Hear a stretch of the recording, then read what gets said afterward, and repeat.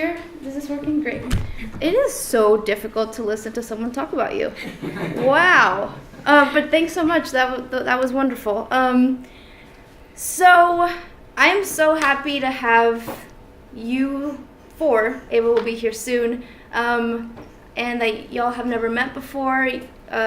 Your work, the work that you do and the work that you've done is some of my favorite, and I'm so excited to ask all of you questions.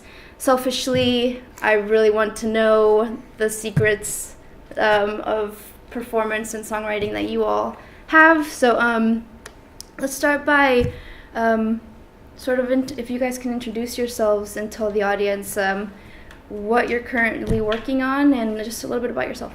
Senya. My name is Senya Rubinos. I write music. I'm a vocalist. I play keyboards. I just started playing bass guitar about 2 years ago. And I am a touring musician. I have 2 full-length albums out. I just put out my second full-length, Black Terry Cat on Anti Records. And I'm currently taking a break to research for my next record, playing some festivals this summer. Nice. That's it. And Black Terry Cat is by far one of my favorite records of this year. It moved me a lot, so I'll ask you more about that album. Thanks. Yeah. Erika? My name is Erika Anderson. I make music mostly under my initials as EMA. I've played in teenage punk bands in South Dakota, kind of noise folk act, Amps for Christ, another kind of noisy band, Gowns, before doing this, and I like to play with feedback. Mirah. My name is Mirah. Mirah Yom Tov Zeitlyn is my whole name, and the name of my band is Mirah, named by my parents. And they named my band. I've been playing music and putting out records since 1999 and touring, and I've lived, most of that time I was on the West Coast, but I moved to New York about 5 years ago. And let's see, I just finished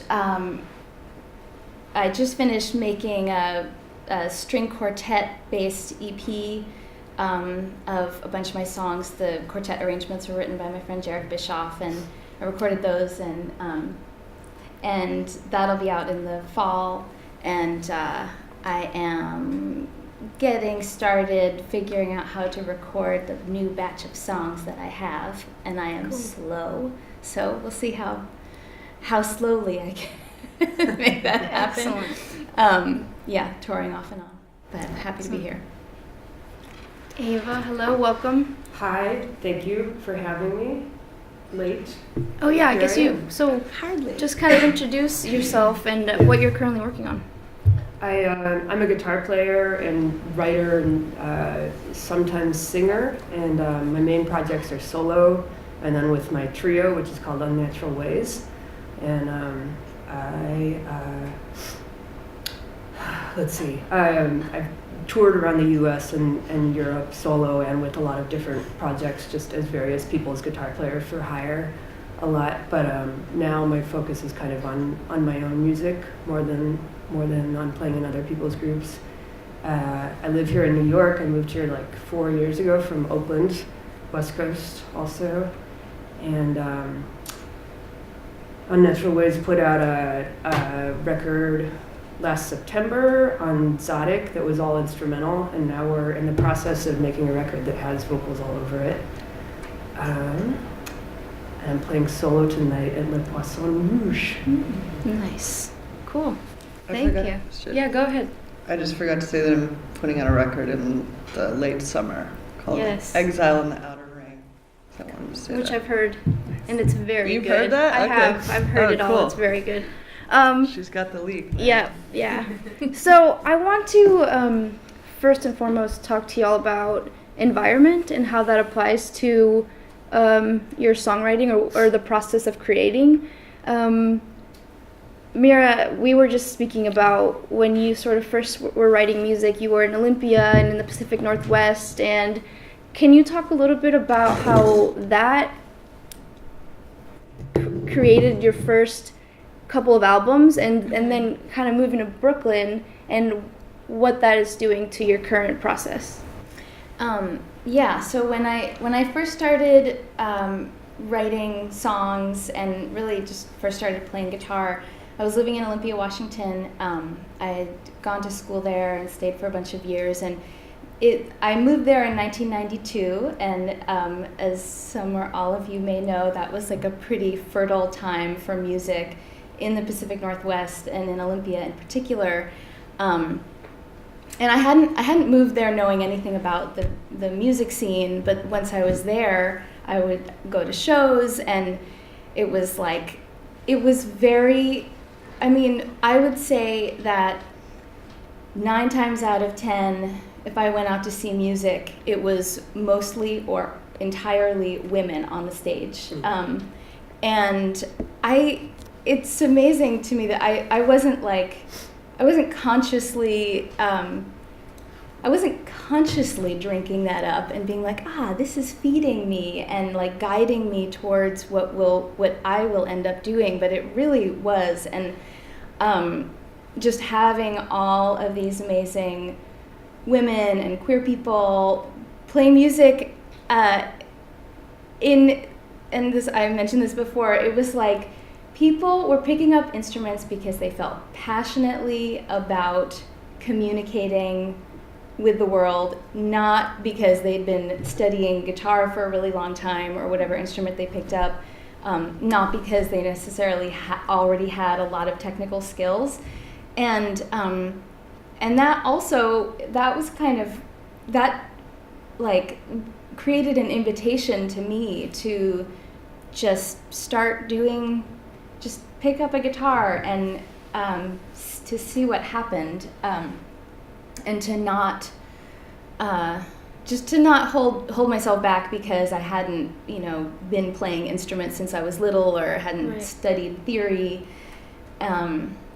So yeah. And so now, and I think, listening to your first few albums, I can hear a lot of that like fresh guitar, like a few notes, and I love that kind of guitar. Like I really love that sort of like minimal work. Mm-hmm. And so now you're here in Brooklyn, and there's a lot more production. There's a lot more of everything. Mm-hmm. So can you tell me how your process of creating music entirely, how that has changed, just even switching coasts?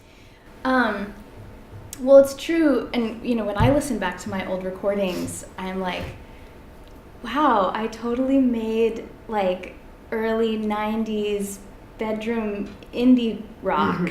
It's like I wasn't trying to make like this like total indie rock lo-fi sound, but that is what it was. And I think it was like a very beautifully innocent way to enter music making and to enter like a recording studio. I mean, the studio that I worked in mostly was either my house, and I was using a cassette 4-track, or we all had keys to what we called the big room at K Records, and it was just a big loft space. There was no isolation, and I still really prefer not to sing and play music in dead spaces, which a lot of studios are. They're built for the utmost in control so that you can, get a super clean sound, and then if you're going to add, you add the reverb afterwards. But I still really like to work in live sounding rooms. So the earlier recordings, I definitely think I was like sloppily and ecstatically experimenting with lots of sounds, and like everything was broken in the studio, and so that it was great because I couldn't break anything. It was all already broken, and I was also a lot younger, And I hadn't made records before, and so I wasn't trying to do anything. Right. Which is a very beautiful place to be creatively, I think, is to not be trying to do anything. And then, you know, like years go by, albums get made, and it's just a natural progression. We become aware of ourselves and that we're making things and that people will listen to them. And, you know, I don't think it's useful to just only yearn for the past innocence. It's like, here I am, and I do have more, I think I approach my recordings and even my songwriting with more intentions now. And I think that can be heard in a lot of the choices that I've made, or like, oh, and now I want to like work with a string arranger instead of just like trying to, you know, I worked with some string players in the early days that I was recording, and I was just trying to explain to them, like, can you play? I would like be dancing around. Yeah, you know? there's like the hidden language of arms and hands and like yeah, and like, you know, cool stuff happened. That was all great. And now I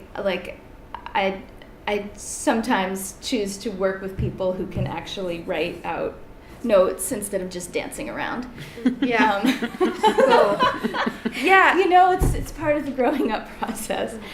Right, and I think having that creativity and like kind of you have that brain that is like, okay, this is what I want, and then there's the technical side of it, then they can sort of help make that happen. Mm-hmm. Yeah. But so I want to talk a little bit about the process of writing an album. And Erika and Senya, Erika, you just finished an album, and Senya, you just put out an album, and you just picked up the bass, really. So can you two sort of talk a little bit about, or I guess my question really is, was there ever in the process of that a moment where you were like, how do I use this thing? Like, what am I gonna do now? I've been playing this instrument, and Erika specifically for you, because you just finished writing this album, but I've been playing this instrument. How am I going to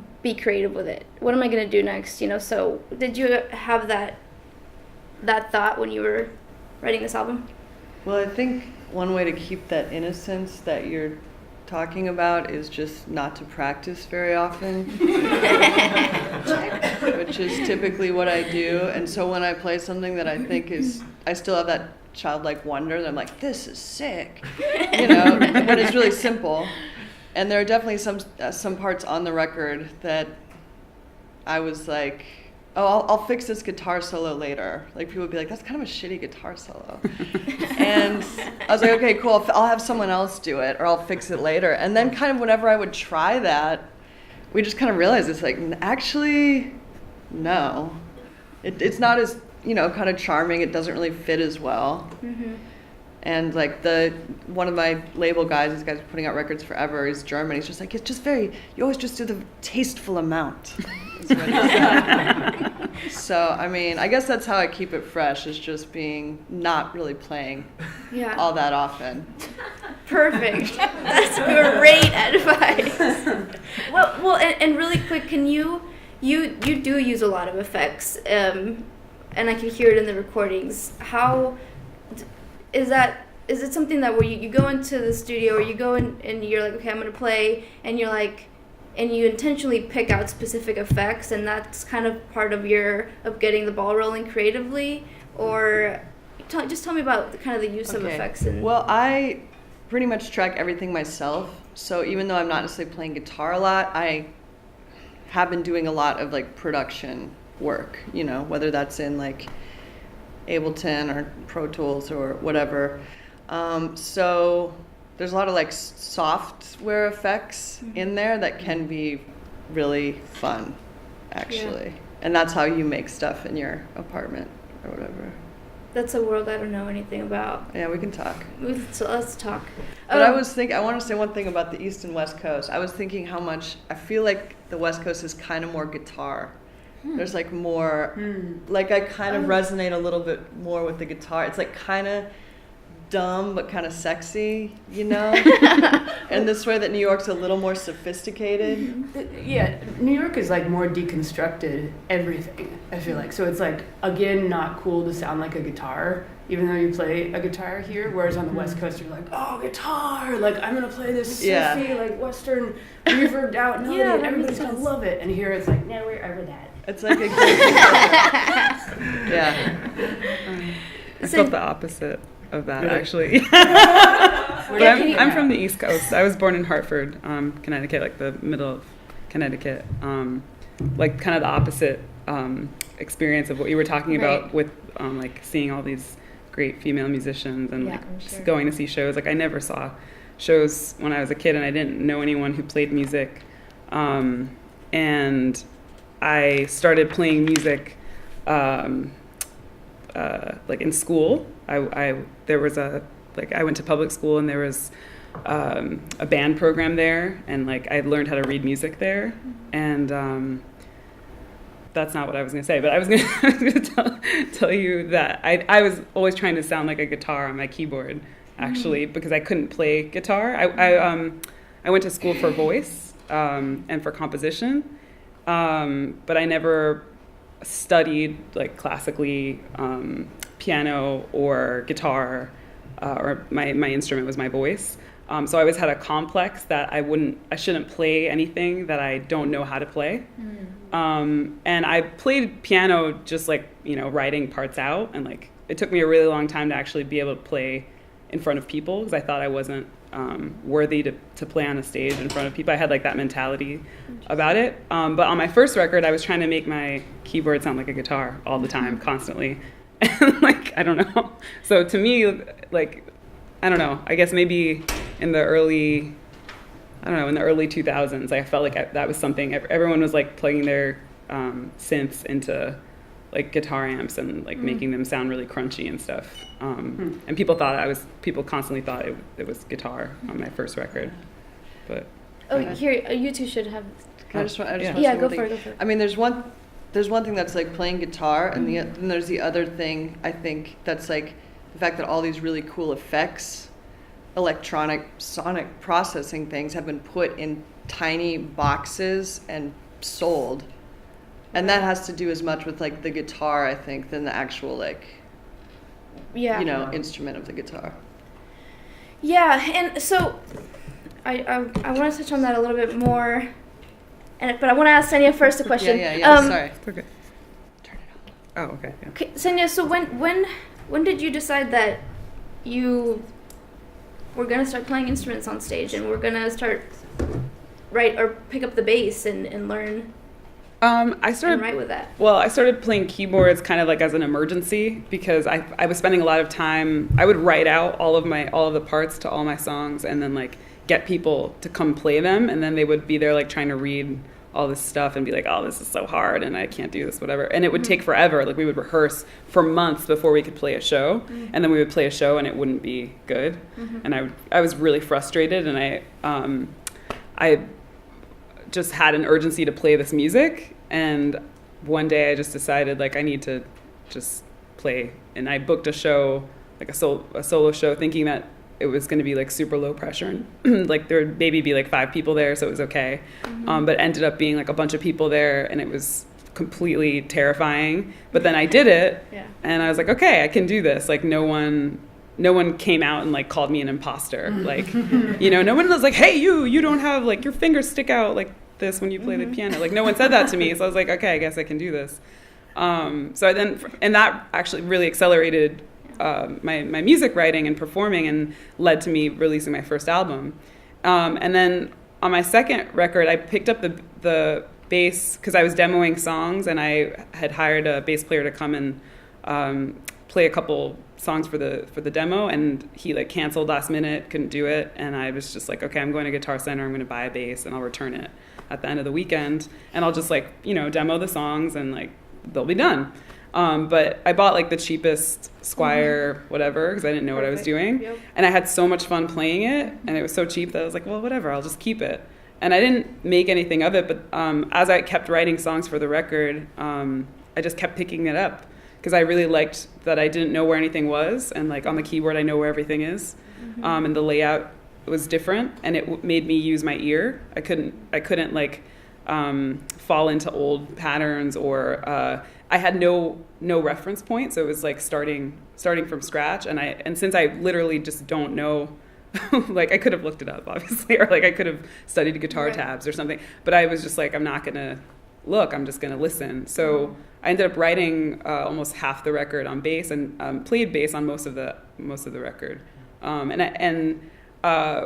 I hired a bass player to replay all of my things because I'm like, I don't know what I'm doing. I'm like playing with one finger, like all constantly, and like this sounds, I don't know if this is a thing, but it didn't work, and I ended up having to like replay the bass parts again for most of it, just because it was really hard to get the sound and the feel of what it was. And I learned a lot about what I thought the bass was and what I thought the bass does versus what it actually is, which it makes you dance. I always thought the drums do, but it's the bass.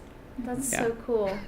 I love hearing like, and because I feel this too, and it's just really cool to hear it being sort of validated that like we, or I and us talking kind of like think it's this way, but really it's a different way, or really it's just whatever we want it to be, and it's like it takes so long to figure that out. But so Ava, I want to ask you, I just saw you perform in Portland, and it was there was a lot of improv there and some jazz vibes, and I think what makes you really unique in this conversation is, improvising is something that is really like, it takes a lot of, I guess I really just want to know what that means to you, and and how you use that in working with people in collaboration.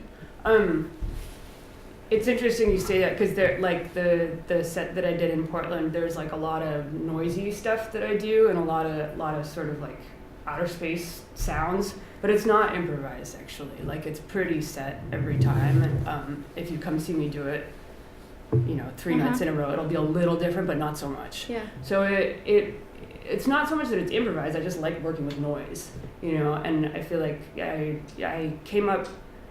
In my 20s, I was in the Bay Area, and there was this awesome like noise scene around San Francisco and Oakland, and like super going to those shows. It was like hearing noises from synthesizers that I'd never heard before, and like this feeling that like anything could happen that I didn't find at like punk rock shows or like at indie shows at that time. And so I got really into the idea of making a guitar sound like that, or like trying to have that unpredictability maybe. In a guitar sound. So that, I don't know. I feel like wanting to sound like a synth, or like being into synths, really like affected the way I play a lot. And have you've always been playing guitar? When did you begin? And I came from, when I was a kid, I played classical guitar. Gotcha. My whole life growing up, and it was like super strict classical guitar. That's right. I remember really being like, you're a classical guitarist. I could tell. Yeah, for sure. And then but I always knew like, by the time I was a certain age, I was like, I don't want to be a classical musician. By the time I was 16, I was like only listening to no wavy bands from New York in the 80s. It was like, of course, I'm not going to keep doing this. So then it was like a long process of, I got an electric guitar and was sort of trying to figure out what felt like me on guitar, because I had never been asked that the whole time that I played music. It was always just playing classical music. So there were, years of just kind of plunking around and trying to figure out what was like authentic on the instrument, even though I'd played for a long time before. And I think we have to wrap this up pretty soon, but I want to quickly ask everyone we've all been playing music for a long time, and I feel like there's always a time in creating and in writing where you're like, I can't do this, I can't write. And as it becomes our career, as it becomes our job, and we have to continue to make albums, what do you do? How do you overcome those challenges? Is there something, are there like 5 bullet points of advice that you can that work for you and that you've been using more recurring? There. 5. Yeah, I 5. I have 2, and they Okay. contradict each other. Okay. Great. I just went through this after the election for like a month and a half. I was like, I can't write anything. Like, there's been a major humanitarian crisis, and it's going to keep going for the next 4 years, which often happens when there's like a world disaster, like there was in this election. So, one thing that I do is I'll start practicing technique, like whatever that means to you. Just like something that physically you can't do yet that you want to get better at. Sit there and go, tweedly, tweedly, tweedly, tweedly. So I did that for a month and a half after the election. The other thing is, like, I was trying to write new solo stuff, but I didn't feel inspired. And so I started, like, making these backing tracks, which isn't what I normally do when I play solo. Usually it's just guitar and pedals. But I just wanted something that was a left turn to, like, get me out of my comfort zone. And so I started making these backing tracks. I just wrote a chord progression, like that much came out, and then made 6 guitar tracks playing this chord progression, like some super clean, some distorted, some really like you couldn't tell it was a guitar, and then I started to write stuff over that. So I guess I just changed.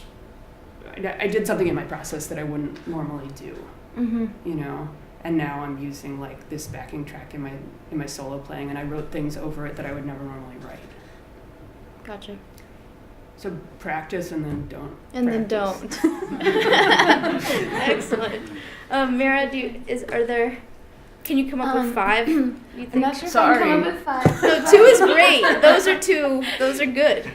I did want to say for a phrase that you brought up and also related to you describing starting to play the bass about like figuring out what you yourself sound like, and like that you thought you needed to have like a real bass player come in, and then you were like, no, this doesn't sound right, and so, because actually it's the sound of you playing the bass. It's not just a bass playing these parts, and I think that is really like the key, because like I think that's what draws me into making music is trying to find the answer to the question, what do I sound like, and like what do I hear, and how do I get what I hear into the world.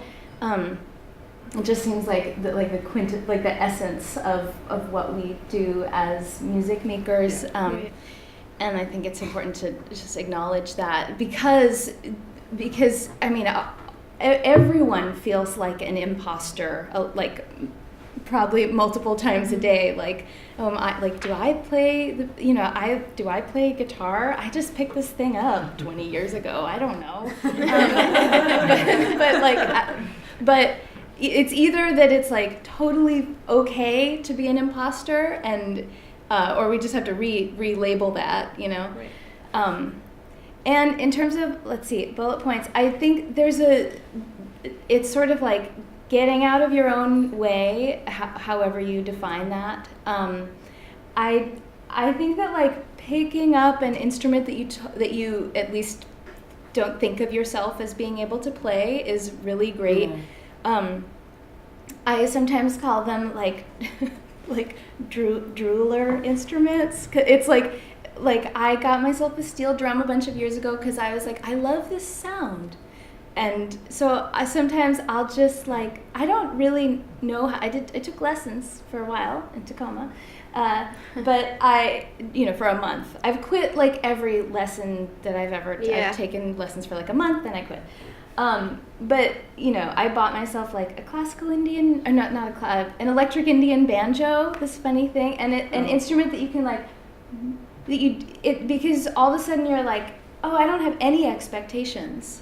I'm like, even if I'm not just an imposter guitar player, I sort of do play guitar. I sort of do have expectations of myself to be able to like sit down and just like write a song, because isn't that who I am and what I do? But like, I don't know even what this thing is. So I think putting something into your hands that you're totally unfamiliar with. Why is it a drooler instrument? Because I drool when I play guitar. I mean,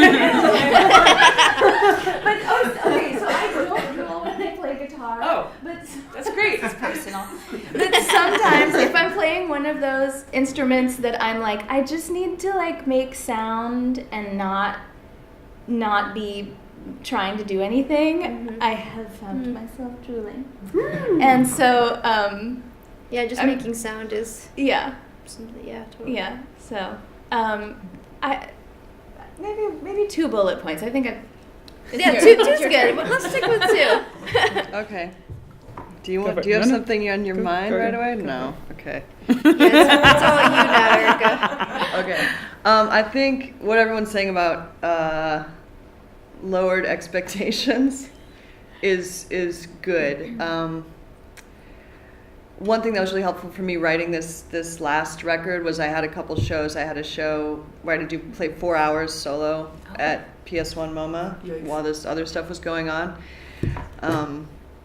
And so that I was like, okay, I'm obviously not going to have a bunch of bangers for 4 hours. Like, I'm not in Vegas. I don't know how to do that, you know.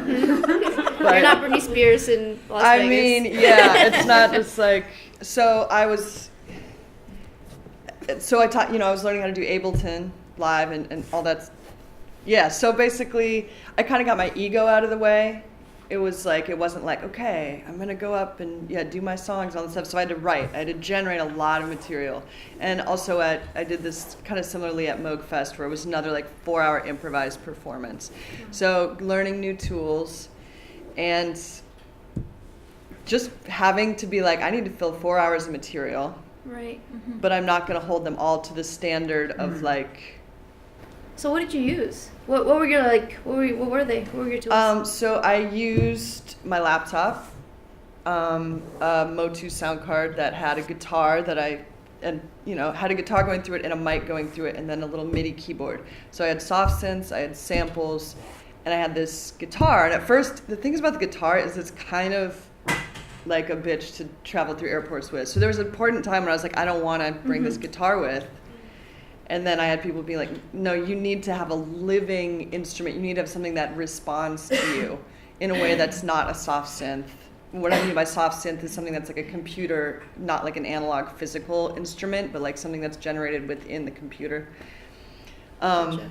So people were like, no, you need to have this. And actually this last record, I did a lot of kind of there was playback, and I was kind of being like, all right, I'm going to try and be the front person. And that sucked kind of in a way because I don't really like dancing around that much. And so guitar, anyway, it's physical, challenging yourself, get your ego out of the way, and book yourself having to play multiple hours in a row without really a clue of what you're going to do. Yeah, deadlines. Good way to Assignments. to write. Deadlines. To write. Deadlines, right. So the question was, what do you do when you're stuck? I couldn't remember. What do you do when you suck? It's When you're basically stuck. well, when you're stuck. When I you're heard when you stuck. suck as well. No. You did? Oh. When you're stuck. When you're stuck. Okay. Is that what it was? When you're stuck. I didn't say when you suck. I said when you stuck. When you're stuck. I thought you said when you don't know what else. when you suck. No. When you're stuck, when you Would never say that. when you when you're stuck, when you kind of are just kind of like you have no creative flow, you feel like you can't write, but you really want to, and you kind of have to write an album. I think I try to find something that I'm curious about, but I don't. Well, which is very related to what everyone just said. It's like trying to find something that I don't know anything about, but that really sparks my curiosity, and it doesn't have to be music related. I find that the act of just learning something new unblocks my creativity and my ideas, because maybe it I think when you're in a state of not creating, maybe there's something that's on your head. It's it's pressing you down and you can't think. So finding something you're curious about and reading about it or learning about it or asking someone about it, listening to someone who you disagree with and trying to learn something from that moment, or going for a walk and seeing something you never saw. so like curiosity, I think, is the main thing for me. And recently I didn't want to write songs anymore. I got to a spot where I was like, I don't want to listen to songs. I don't want to write songs. I don't know why we're writing songs in general. And I started like just listening to like musical collages, and that really helped, like, and took me out of my element because I don't know anything about that. Or I was like, I don't know anything about reggaeton and dembow, and I'm gonna go like get a lesson from someone who does know about that stuff. And I don't know why, because it's not like I'm gonna start writing it. It's not having this end goal, but it's just like taking yourself out of your element and learning something new. And that actually led to me writing a song that I wasn't, thinking about it. So Cool. That's all very useful advice. I learned a lot. I was like, oh yeah, I'm gonna do that. I love talking about like these ruts because everyone goes through them, and everyone when they're in them are like, what am I gonna do? Like, what is it that I'm gonna do? And it's so hard to get out of it. But thank you so much for your input. Does anyone have questions that they'd like to ask any of these wonderful women? If not, that is fine. Thank you so much.